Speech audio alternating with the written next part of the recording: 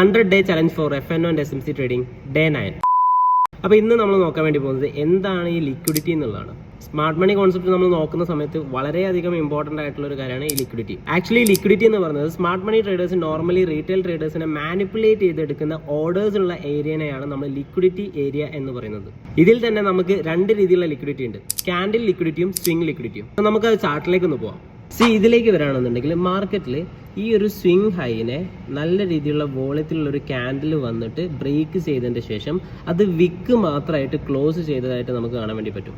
ഇത് നോർമലി ഇവിടെ എന്താ സംഭവിച്ചതെന്ന് വെച്ചിട്ടുണ്ടെങ്കിൽ ഇവിടെ നല്ല രീതിയിലുള്ള ബൈ ഓർഡേഴ്സ് വന്നതിൻ്റെ ശേഷം ഒരുപാട് റീറ്റെയിൽ ട്രേഡേഴ്സ് ഇവിടെ നല്ല രീതിയിലുള്ള ബ്രേക്ക് ഔട്ട് ആണ് കിട്ടിയെന്ന് വിചാരിച്ചിട്ട് ഇവിടെ നല്ല രീതിയിലുള്ള ബൈ ഓർഡേഴ്സ് എടുക്കുകയും അതിൻ്റെ നേരെ ഓപ്പോസിറ്റ് ആയിട്ട് ഇൻസ്റ്റിറ്റ്യൂഷൻസ് വന്നിട്ട് ഇവിടെ സെല്ല് ചെയ്തിട്ട് മാർക്കറ്റിനെ താഴോട്ട് കൊണ്ടുവന്നിട്ടുള്ള ഒരു ഏരിയയാണ് ഈ ഒരു ലിക്വിഡിറ്റി ഏരിയ എന്ന് പറയുന്നത്. സോ നോർമലി സംഭവിച്ചിട്ടുള്ള ഒരുപാട് റീറ്റെയിൽ ട്രേഡേഴ്സിന്റെ ബൈ ഓർഡേഴ്സിന് ഓപ്പോസിറ്റ് ആയിട്ട് ഇൻസ്റ്റിറ്റ്യൂഷണൽ ട്രേഡേഴ്സ്